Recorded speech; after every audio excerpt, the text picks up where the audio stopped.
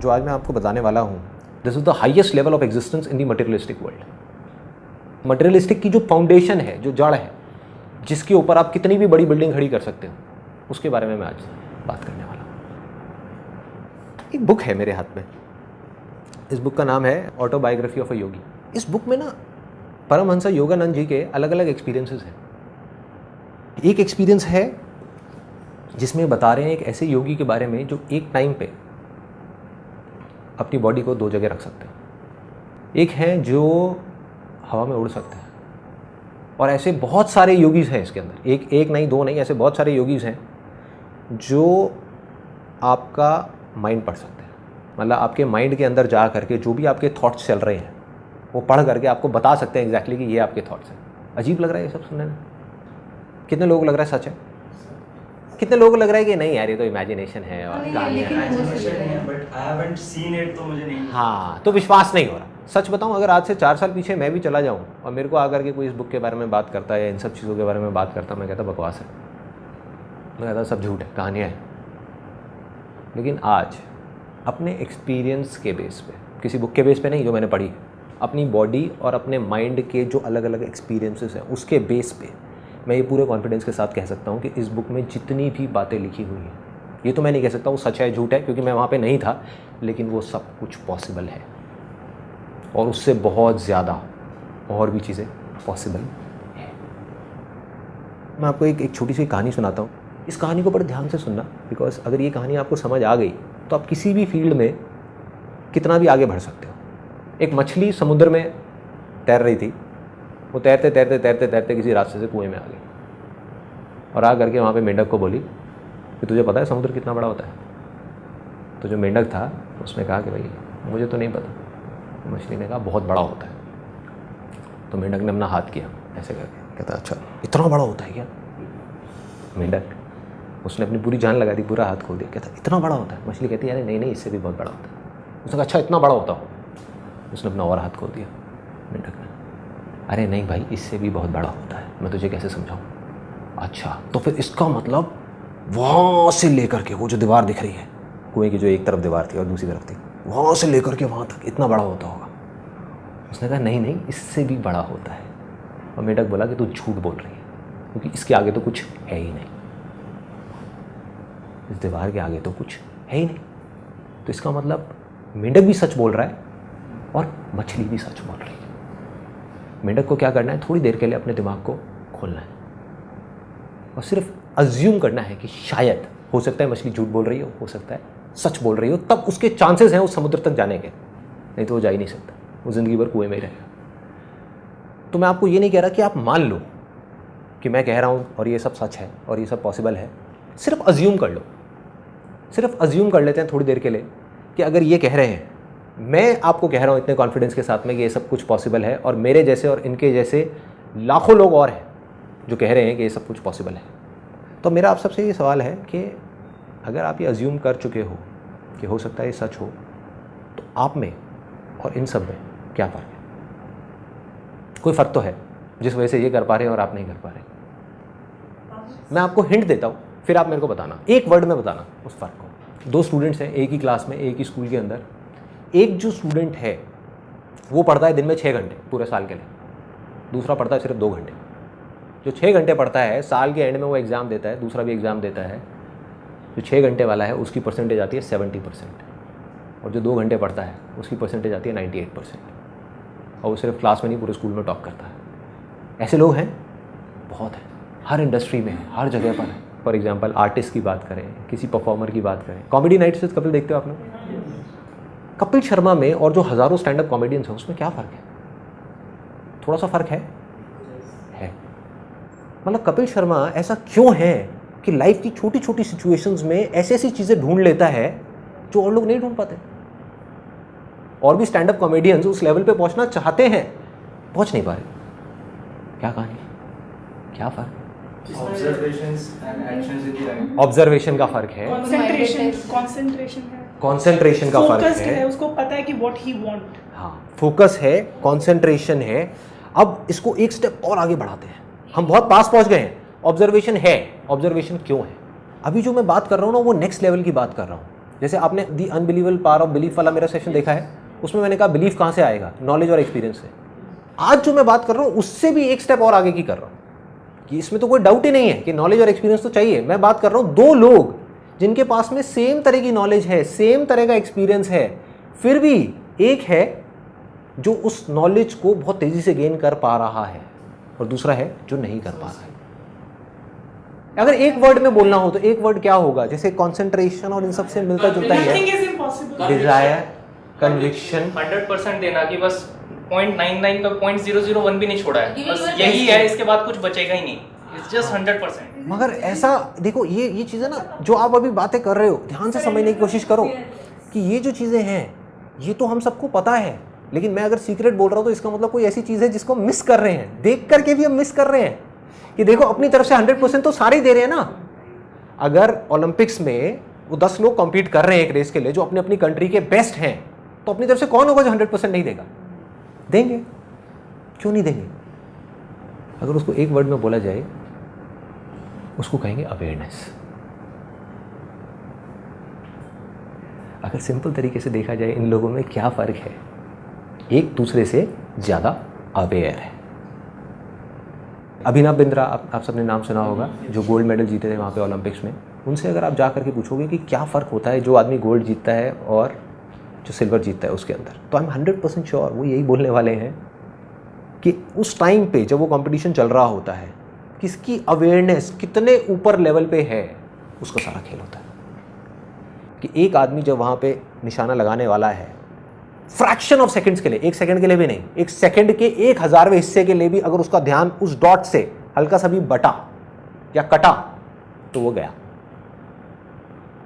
और अगर ध्यान बिल्कुल भी नहीं कटा और बिल्कुल भी नहीं हटा तो वो जीत गया, तो वो गोल्ड ले गया। मतलब कि उनका पूरा ध्यान उस टाइम पे, अवेयरनेस का लेवल इतना हाई हो चुका होता है, इतना ज़्यादा हाई होता है कि सारा का सारा ध्यान पूरी दुनिया से सिमट करके सिर्फ उस एक डॉट के अंदर आ जाता है। इस हद तक अवेयरनेस बढ़ जाती है, और बिना ऐसी अवेयरनेस के ये भी सब कुछ पॉसिबल नहीं है जो इस बुक में बातें हो रही थी। अगर सिंपल वे में देखा जाए, आप में, मुझ में, इनमें, हम सब में क्या फ़र्क है? किसी का अवेयरनेस लेवल थोड़ा सा कम है, किसी का थोड़ा ज़्यादा है, किसी का बहुत ज़्यादा है, किसी का बहुत ही ज़्यादा है। जिसका जितना ज़्यादा है उसके लिए पॉसिबिलिटीज़ उतनी ही ज़्यादा है। वो सिर्फ एक काम में नहीं, वो किसी भी काम में हाथ डालेगा वो सक्सेसफुल हो जाएगा। किसी भी काम को बहुत जल्दी सीख सकता है, किसी भी काम में बहुत आगे निकल सकता है। अब एक सिंपल सा क्वेश्चन उठता है कि जब ये चीज़ इतनी ज़्यादा इंपॉर्टेंट है, ये जो ध्यान की जिसकी मैं बात कर रहा हूँ, अवेयरनेस की बात कर रहा हूँ, तो इसके बारे में कहीं किसी स्कूल में या कॉलेज में या हमारे घरों में इसके बारे में बात क्यों नहीं हो रही? जबकि वो बेस है। एक क्लास के अंदर 50 स्टूडेंट्स हैं, सबको बोला जा रहा है, उनके घर पे भी और वहाँ पे क्लास में भी, पढ़ो पढ़ो पढ़ो पढ़ो, ध्यान लगाओ ध्यान लगाओ ध्यान लगाओ। कोई ये क्यों नहीं बता रहा कि ध्यान कैसे लगाएं? पहले देखना पड़ेगा, समझना पड़ेगा कि ध्यान एक यूथ का या हमारा भी सबका कितनी जगह भटका हुआ है, तो उसको एक जगह कैसे समेटें, ये अपने आप में एक आर्ट है, अपने आप में एक साइंस है। और जिसको ये आर्ट और साइंस समझ आ गई वो कुछ भी कर सकता है। और उसको बढ़ाने के बाद में एक हाई लेवल पे जब आप पहुंचते हो तो एक ऐसी स्टेज आ जाती है जब आपके हाथ में कंट्रोल होता है। आप जब चाहे, इस चीज़ को आप ध्यान से समझना, because this is very important. आप जब चाहे, जितनी देर के लिए चाहे, जिस चीज़ पे चाहे, उस चीज़ पे उतनी देर के लिए अपने ध्यान को रोक सकते हैं। जब भी, जहाँ भी, जैसे भी। और जब चाहे अपनी मर्जी से अपने ध्यान को हटा सकते हैं, हटा करके कहीं और लगा सकते हैं। अब आपके हाथ में है, आप 1 मिनट रोको, 1 घंटा रोको, 1 दिन रोको। सोचो कि अगर ऐसा आप भी कर पाओ या और लोग भी कर पाएँ, तो दुनिया में ऐसा कौन सा काम है जो कहेगा मुश्किल है या नामुमकिन, जो कहेगा कि नहीं हो सकता? अगर कोई इंसान अपने ध्यान को अपनी मर्जी से रोक सके एक जगह पर किसी तरीके से, जितनी देर के लिए चाहे उतनी देर के लिए, तो ऐसी कौन सी चीज़ है दुनिया में जो नहीं की जा सकती? है कुछ ऐसा? कुछ भी नहीं। Everything is possible, everything. So एक चीज़ समझ आती है कि इससे सब कुछ पॉसिबल है। तो अब सवाल यह है कि इसके बारे में फिर किसी भी स्कूल में, कॉलेज में, कहीं पर भी बात क्यों नहीं हो रही? Any ideas? क्यों नहीं बात हो रही? हमारे घर पे इसके बारे में बात क्यों नहीं हो रही? पेरेंट्स जो हैं वो बात क्यों नहीं कर रहे इसके बारे में? पता ही नहीं है कैसे। पता ही नहीं है। I think absolutely bang on, they don't know absolutely कि जो टीचर्स हैं, प्रोफेसर्स हैं, प्रिंसिपल हैं, जब वो स्कूल में थे उनसे भी किसी ने इसके बारे में बात नहीं करी। तो जब उन्होंने नहीं सीखा, वो आगे किसको सिखाएंगे, कैसे सिखाएंगे? हाँ, अवेयरनेस की अवेयरनेस ही नहीं है, अवेयरनेस की अवेयरनेस ही नहीं है। पुरानी एजुकेशन में था जो गुरुकुल्स में होती थी, वहाँ पे सिखाए जाते थे। Absolutely right. अगर हम पुराने गुरुकुल की बात करें तो उस समय क्या होता था, गुरु शिष्य की जो परंपरा होती थी, शिष्य को अपना घर छोड़ना पड़ता था और आ करके वो गुरुकुल में रहता था। क्यों रहता था? ताकि उसका ध्यान भटके नहीं, 50 जगह ना जाए। उस गुरुकुल के अंदर उस गुरु का सारा ध्यान एक ही चीज के ऊपर होता था कि किस तरीके से अपने शिष्य के ध्यान को बढ़ाया जाए, ना कि उसकी नॉलेज को बढ़ाया जाए। Knowledge is temporary. आज अपने स्कूल में जो चीजें सीखी उसमें से कितनी चीजें याद हैं, लेकिन सोचो अगर उस टाइम पे एक पीरियड ऐसा होता जहां से आपकी ध्यान की पावर्स को बढ़ा दिया जाता, आपकी अवेयरनेस को बढ़ा दिया जाता, तो आज आप जो चाहते वो सीख सकते थे। लेकिन ये किसी ने सिखाया नहीं, टेम्पररी नॉलेज देते चले गए। ऐसा नहीं है वो इंपॉर्टेंट नहीं है, उसकी भी अपनी एक इंपॉर्टेंस है लाइफ में। लेकिन मैं सिर्फ इतना सा कह रहा हूं कि अगर 100% ध्यान आप वहां पे दे रहे हो तो 10% ध्यान यहां क्यों नहीं दे सकते? अब मजे की बात बताता हूं कि अब ये सुन करके आपको लग रहा होगा कि पता नहीं कितना मुश्किल है, क्या है, जबकि ये बहुत आसान है, बहुत आसान है। सिर्फ लोगों को पता नहीं कि इसको करना कैसे है।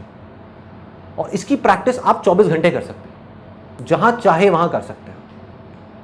और इसको अगर आपको बढ़ाना है तो आपको 3 लेवल्स पे काम करना होगा। आपके ऊपर है, आपकी अपनी चॉइस है कि आप किस लेवल पे काम करना चाहते हो और कितना करना चाहते हो। सबसे पहला जो लेवल है वो है बॉडी का।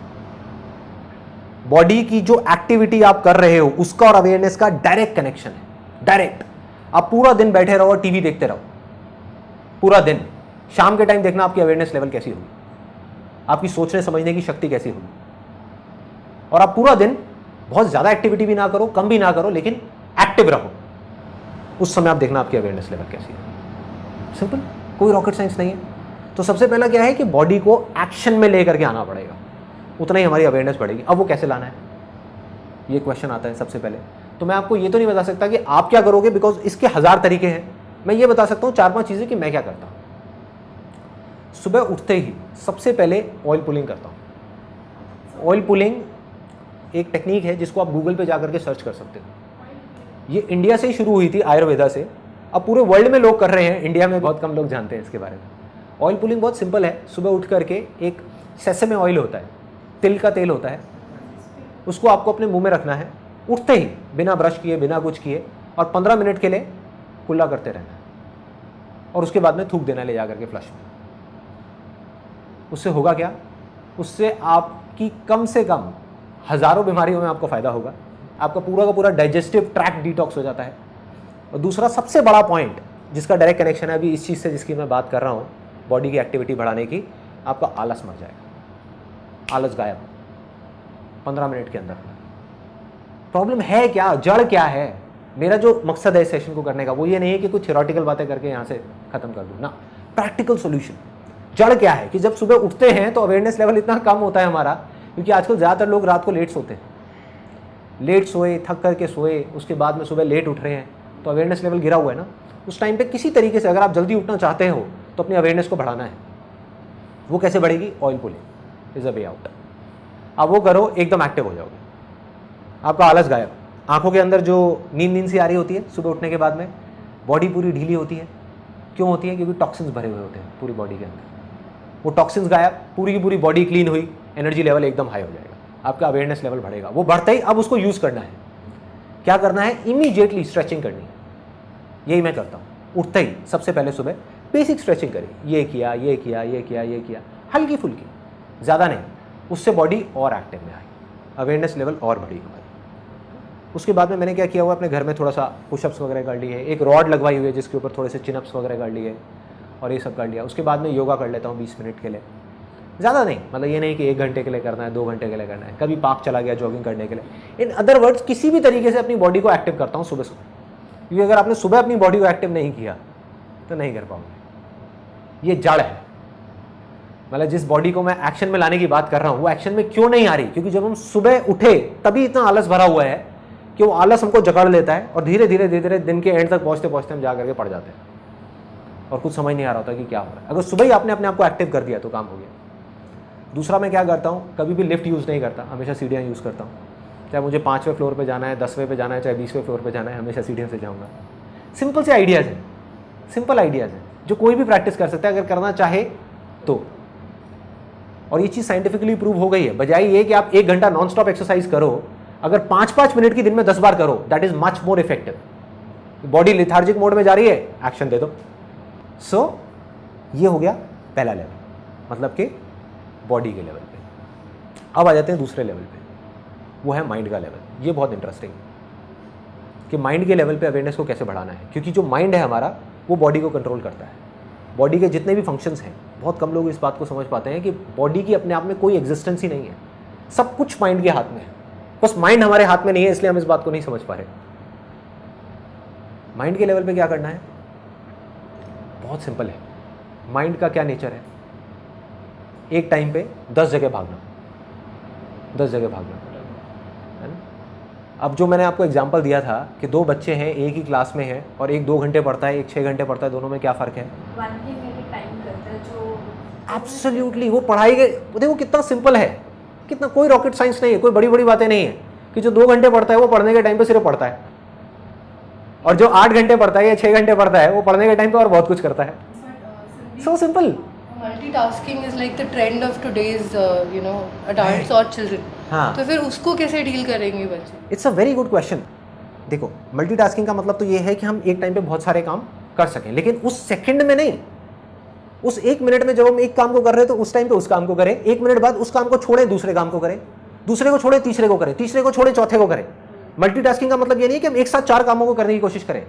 फॉर एग्जाम्पल, अगर मैं ऑफिस में मैं 4 कामों को एक साथ करने की कोशिश करूंगा, कुछ लोग करते हैं कोशिश ऐसा काम करने की, वो पागल हो जाते हैं, वो बौखला जाते हैं, यार मेरे से नहीं हो रहा, काम बहुत सारा है, मेरे से नहीं होगा। क्यों नहीं होगा? क्योंकि वो एक साथ करने की कोशिश कर रहे हैं।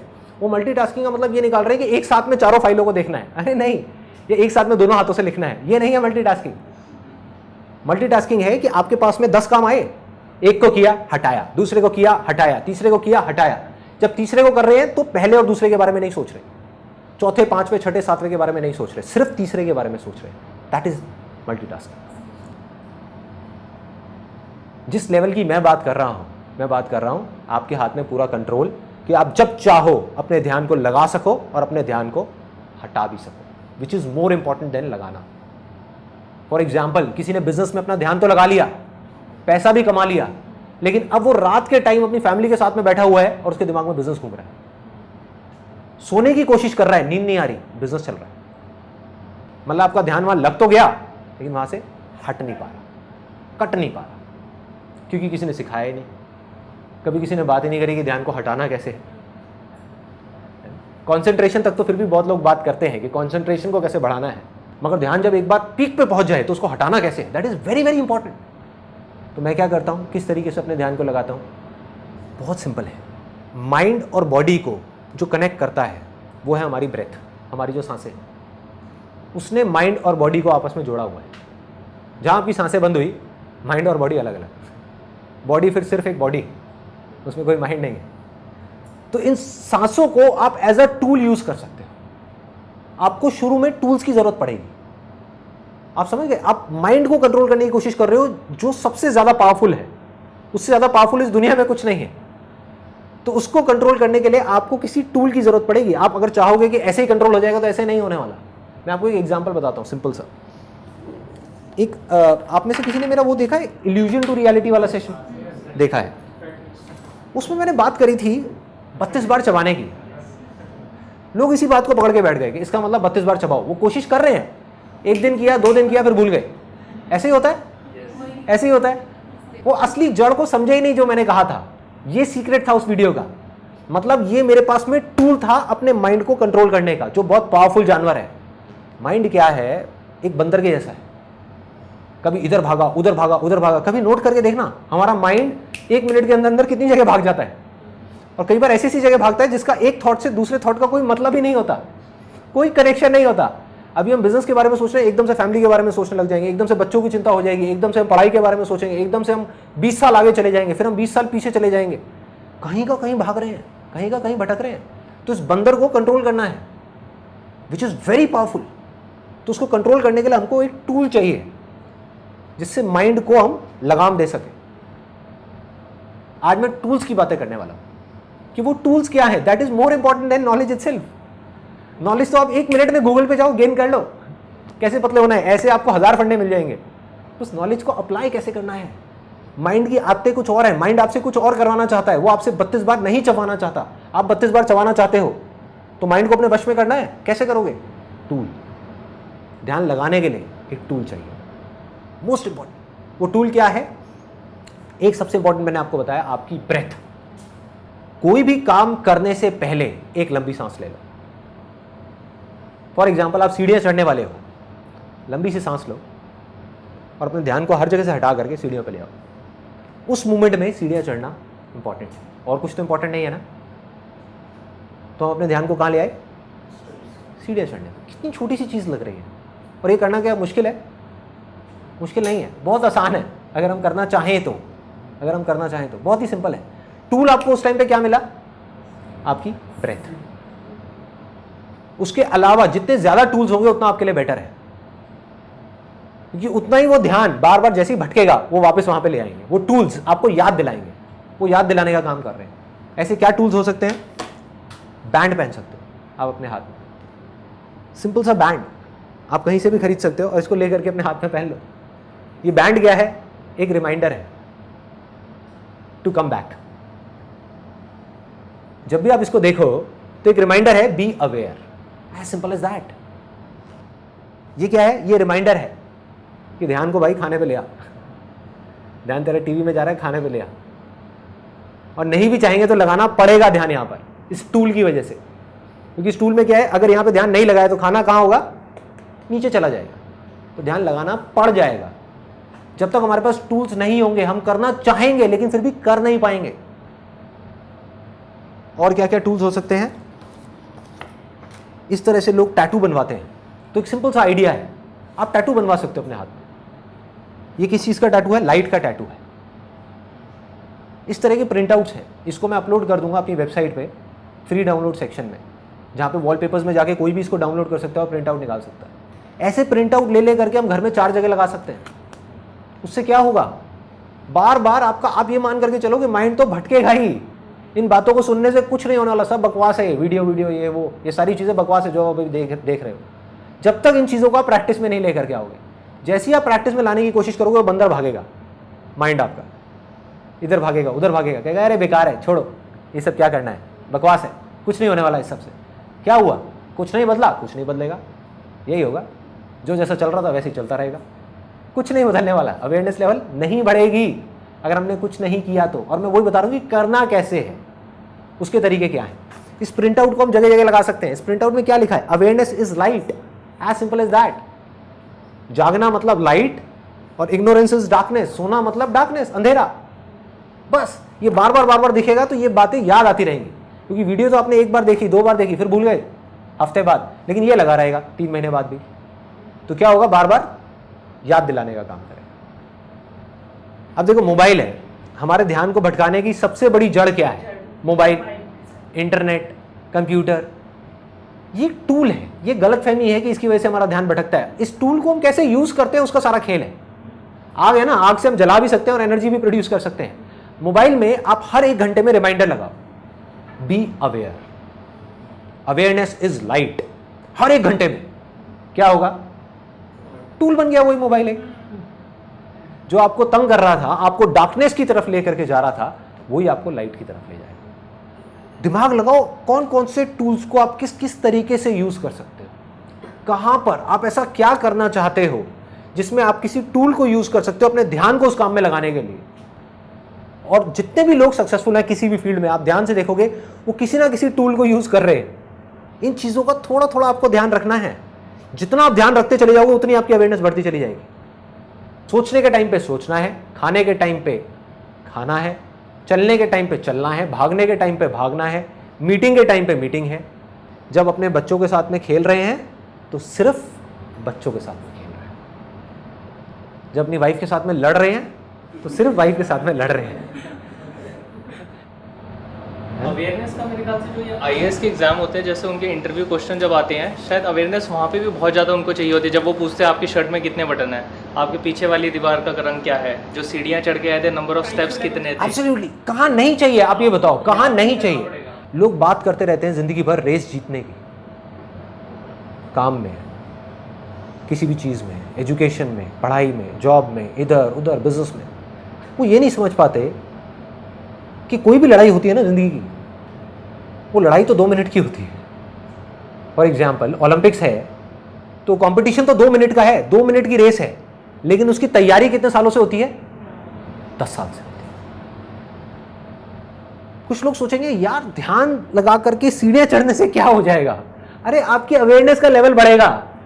इससे क्या होगा, जब आप जॉब का इंटरव्यू देने के लिए जाएंगे, अगर इन चीजों को आप प्रैक्टिस करेंगे 1 महीना भी, मैं ज्यादा नहीं कहता, 1 महीना भी अगर लग करके आप उसके 1 महीने बाद आप इंटरव्यू देने के लिए जाएंगे, आप देखना आपका अवेयरनेस लेवल कैसा होगा। सामने से क्वेश्चन आएगा और आपका आंसर पहले ही तैयार होगा। तो इस तरीके से करके इसकी कोई लिमिट नहीं है, आप कहां तक ले जा सकते हो अपने ध्यान को, कहां तक बढ़ा सकते हो, कोई लिमिट नहीं, कुछ नहीं।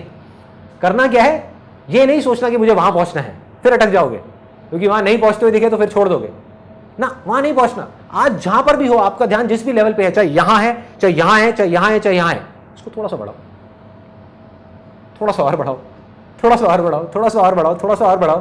बढ़ाते बढ़ाते बढ़ाते बढ़ाते बढ़ाते बढ़ाते आप उस लेवल पे आ जाओगे जब आपका पूरा कंट्रोल होगा अपनी बॉडी पे, अपने माइंड पे, अपने थॉट्स पे, और फिर आप जो चाहोगे वो कर पाओगे।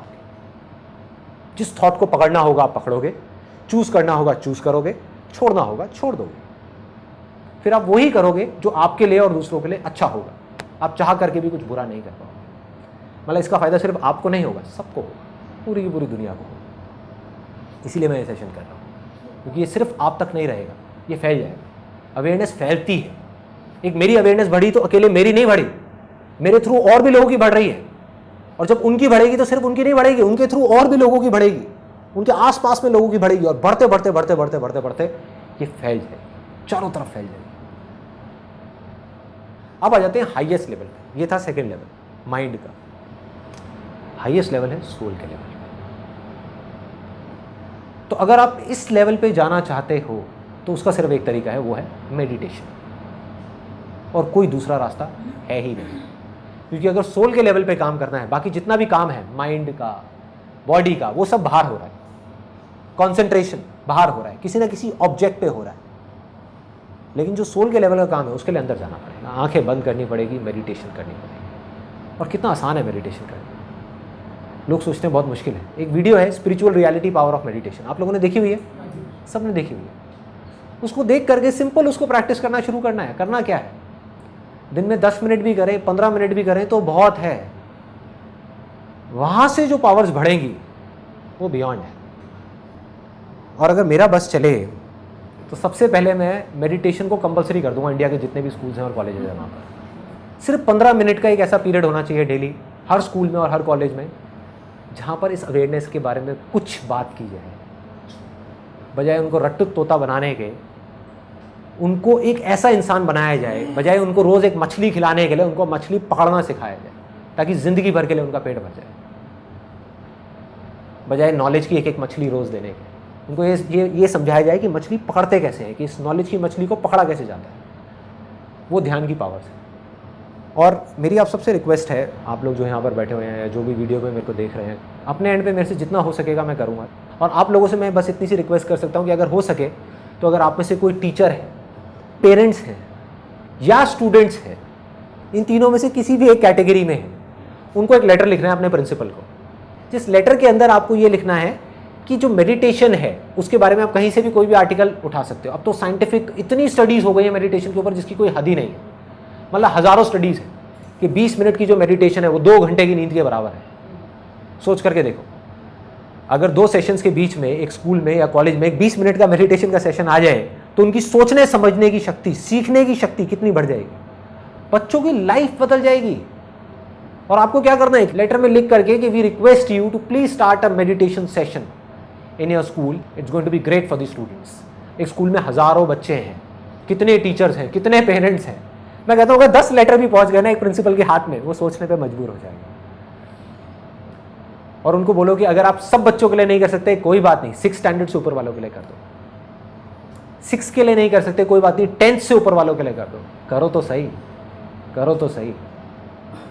और आई एम 100% श्योर कि अगर हम सब लोग अपने एंड पे इतना छोटा सा भी स्टेप उठा लेंगे, सिर्फ ये लेटर लिखने का, जिसकी मैं अभी रिक्वेस्ट कर रहा हूँ आप सब लोगों से जो ये वीडियो देख रहे हैं, कि सिर्फ एक लेटर लिख करके उस स्कूल में हम पहुंचा देते हैं, तो अगर आधे स्कूल्स भी, जितने स्कूल्स हैं इंडिया में, उसके आधे स्कूल्स भी अगर इसको शुरू कर देते हैं, आने वाले 10 साल के अंदर अंदर हिंदुस्तान का नक्शा बदल जाएगा। मैं लिख करके दे सकता हूँ कोरे कागज में। थोड़ी सी विजन को लॉन्ग टर्म रखना पड़ेगा, टेम्पररी सॉल्यूशंस की बजाय परमानेंट चीजों के बारे में सोचना पड़ेगा। एज पेरेंट्स, एज टीचर्स हम क्या कर रहे हैं? हम बोल रहे हैं पढ़ाई में ध्यान लगाओ लगाओ लगाओ लगाओ लगाओ, तो ध्यान को लगाना किसी ने सिखाया ही नहीं, तो ध्यान लगेगा कैसे? ऊपर से हम कंपैरिजन कर रहे हैं उन लोगों के साथ जिनका ध्यान लग रहा है। क्या मतलब है?